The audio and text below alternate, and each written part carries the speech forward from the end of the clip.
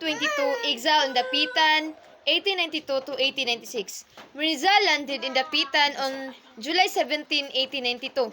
Rizal was brought under a maximum security to the steamer Cebu headed by Capitan Delgras on the 15th of July, 1892, which sailed to Dapitan.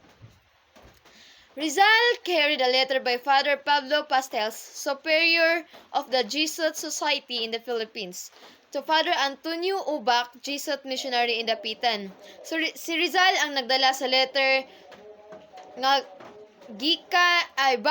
from Father Pablo Pastels, gikan kang Father Pablo Pastels to Father Antonio Ubac, the Jesuit missionary in Dapitan.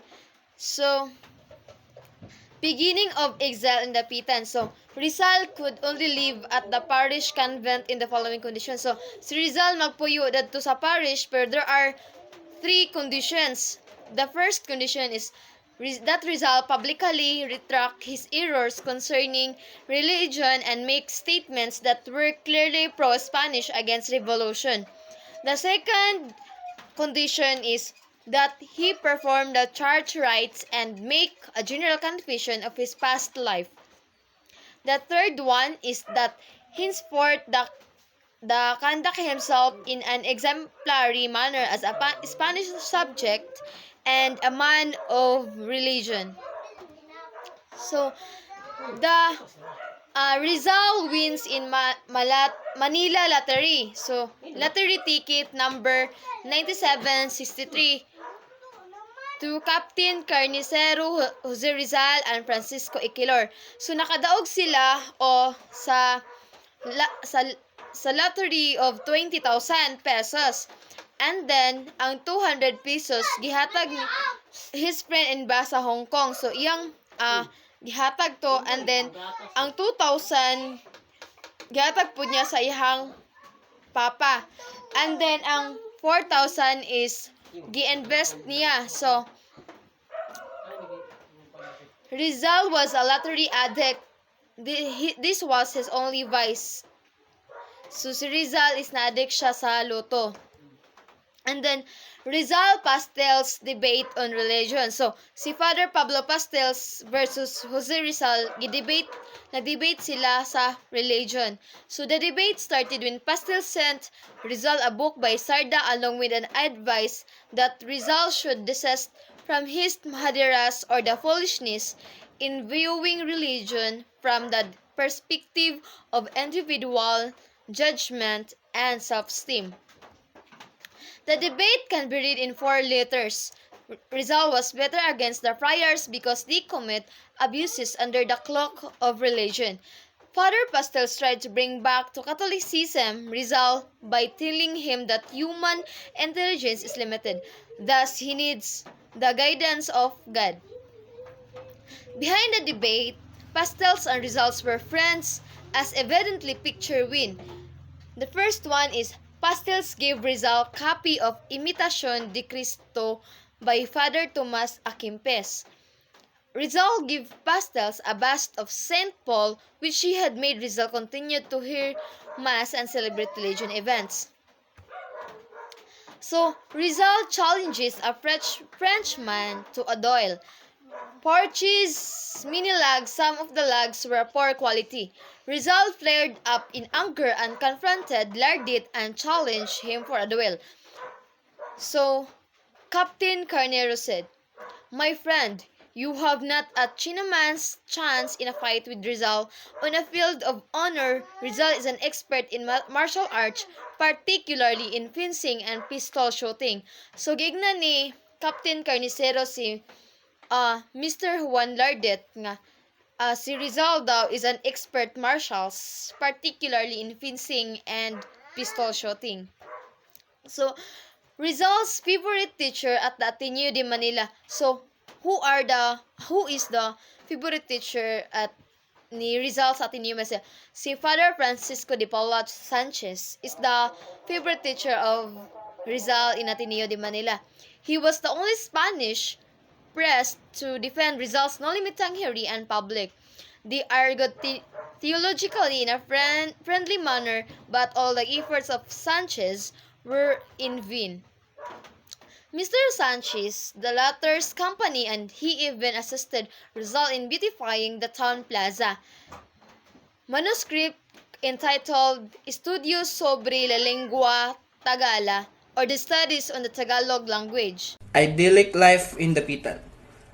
His family used to visit him, his mother, sisters, Trinidad, nephews, Stanislao Prudencio. Encounter with Friar's spy, which was named Pablo Mercado, and posing as a relative. As a physician in Dapitan, the rich pays him as a physician for his surgical skills. Also, he gave free medicine to the citizens in Dapitan. Water system for Dapitan. It is also known as the Talisay Water System, or Rizal's Dam and Aqueduct. As an engineer, Rizal constructed a waterworks system in Dapitan with the help of his pupils. The water system provided adequate year-round water supply for Rizal's farm and household needs that was praised by Mr. H.F. Cameron as Rizal's engineering feat. Rizal as a teacher. He had 21 students. Rizal taught his boys reading, writing, language, Spanish, and English, geography, history, mathematics, and arithmetic, and geometry, industrial work, nature study, moral, and genetics. So, Rizal abilities as a teacher, we are revolution when he was exiled to Dapitan. So, he used time wisely. Ang ginagawa siya dito, teaching, basically writing, reading, and arithmetic.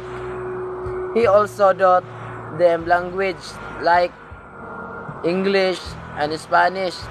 He established his special school in 1893 and lasted until 1896, which is as ending of his exile. Him to Talisay. Rizal conducted his school in Talisay. So, si Rizal gakandak sa school sa Talisay, sa Dapitan, where he had his farm and hospital. He was written for his pupils to sing that they know how to fight for them rights. Sa ilang ginakanta about sa ilang rights. He composed a poem to express his administration to Consuelo Ortiga Perez, the beautiful daughter of Don Pablo Ortiga Rey. He wrote Hymno at Talisay. So, ang pasabot ani is Rizal and his student often held class under a Talisay tree. In honor of this tree, he composed Hymno at Talisay, meant to be sung by his student like a college hymn. I am Rowena Mir Makalaging from BSA2H. Today, I'm going to discuss about the Rizal as farmers, Rizal as businessman, Rizal as inventive ability, My Retreat, Rizal and Josephine Bracken, Rizal and the Katipunan, volunteers as military doctor in Cuba, the Song of the Travelers, and lastly, Adios in Dapitan. And now let's move on to Rizal as farmers. In Dapitan, Rizal devoted much of his time to agriculture. So, nagboat si Rizal of 16 hectares where is dito siya mag-build of house, schools, and hospitals, and planted cacao, coffee, sugarcane, coconuts, and fruit trees.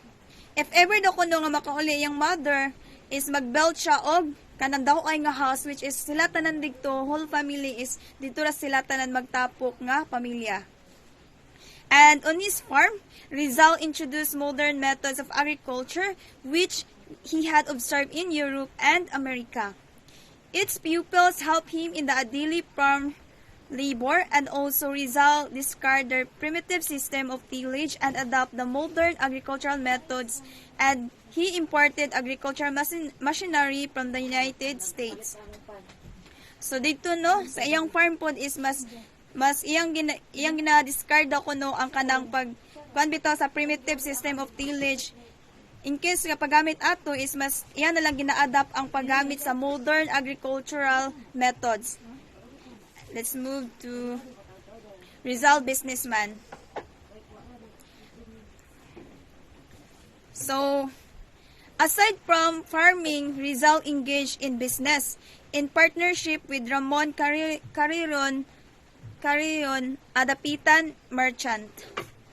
So, muna iyang, aside sa kanang pag-agriculture ni Rizal, napo din siya businessman, which is, ang iyang partnership anin na time is si Ramon Carrion sa Dapitan Merchant Cooperative Associations of Dapitan Farmers. No, para to improve the farm products, obtain better outlets for them, collect funds for their purchases, and help the producers and workers by establishing a store wherein they can buy prime commodities at moderate prices. No, kung kato ang ilahang mga baligya is kanang mo dito yung mga baligya nila nga kanang which is kanang mga needs good nga priority good nga mga mahatagan bitaw ang mga needs sa mga tao bitaw, and then sa ang ila pong baligya is kanang affordable, which is ma-afford sa mamalitay or the consumer. Rizal's inventive ability. During his excel in Dapitan, he invited a machine for making bricks.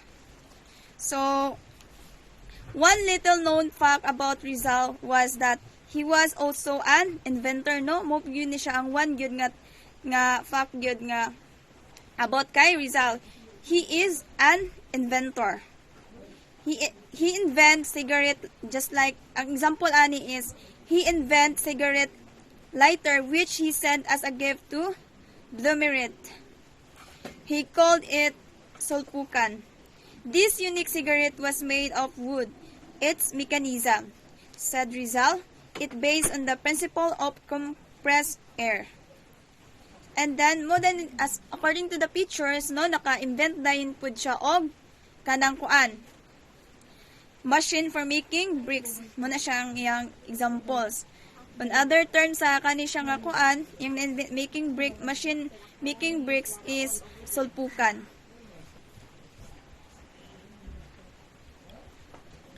So, my retreat. Requested Rizal to write poetry again in response to her request. Rizal wrote a beautiful poem about his serene life as an exile in Dapitan entitled Meritiro. So, in February 1895, Doña Teodora, with her eyesight fully restored, returned to Maynila. During his long stay in Dapitan, she saw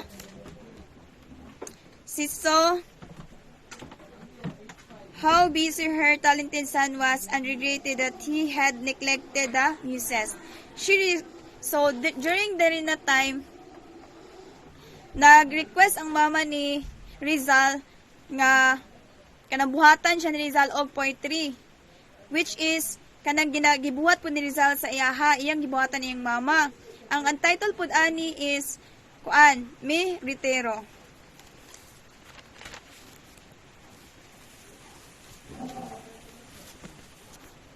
So kaning my retreat nga my retreat is ang title sa poem nga gihimo ni Rizal sa iyang mother is Me Retiro, which is kanang one of the best penned by Rizal. Now let's move on to Rizal and Josephine Bracken. So as you can see in the picture, there is Josephine Bracken and George Tupper. So no, kani si Rizal and Josephine, kuan ni siya kanang they fell in love with each other, nagkahigmay sila at first sight. And then at the days pass, kanang nagminyo sila. They are getting married, but Father Obach refused nga magpakasal sila. After whirlwind romance of 1 month, they agreed to marry, but Father Obach, the priest of the Pitan, refused to marry them without the permissions of the Bishop of Cebu. When Mr. Tupper heard of their projected marriage, he flared up in violent rage. He tried to commit suicide by cutting off his throat with a razor, but Rizal grabbed his wrist and prevented him from killing himself. Tupper returned alone to Hong Kong, while Josephine stayed in Manila with Rizal's family. Later, she returned to the Pitan. Since no priest would marry them, Rizal and Josephine held hands together and married themselves before the eyes of God. They live as man and wife. Rizal and Josephine live happily in the Pitan. In several letters to his family, Rizal praised Josephine and revealed his new happiness. He was no longer lonely. The Pitan had become for him a heaven of bliss. As one time, Rizal wrote a poem for Josephine. Rizal and the Katipunan. So first nga kanang kwan sa Rizal and the Katipunan is the people are not ready for revolutions, no? Ang mga tao during that time is dili pa ready nga kanang for the revolutions or kanang bitong gera bitaw. Second, arms and funds must first be collected before raising the cry of revolutions, no? That's the reasons why people who live there are not yet ready about the revolutions of Rizal and the Katipunan. And then, volunteers as military doctor in Cuba. Under the Minister of War will assign you to the Army of Operations in Cuba, detailed to the medical corps. So, during the time, nagvolunteer si Rizal ani nga kuan, siya ang maging kuan doctor during na time. The Song of the Travelers. Great was Rizal's joy in receiving the gladsome news from Malacanang. At last, he was free. Once more, he was going to travel to Europe, then to Cuba. It was with his joyous thought of resuming his travels that he wrote his heartwarming poem, which is El Canto del Viajero, the Song of the Travelers, which runs in full. So, kani siya ang kaning El Canto del Viajero, the Song of the Travelers, is mo na siya ang girot nga poem ni Rizal. Lastly, Adios the Pitan. I have been in the district for 4 years, 13 days and few hours. So during this time, on July 31, 1896, Rizal's 4 years exile in the Pitan came to an end. At midnight of that date, he embarked on board the steamer España. He was accompanied by Josephine, Narcisa Angelica, Narcisa's daughter, his 3 nephews, and 6 pupils. Almost all the Pitan's folks, young and old, were all sure to bid him goodbye. So, man siyang time nga gano'n na siya. Farewell bitaw, naghawa na siya, nagbabay.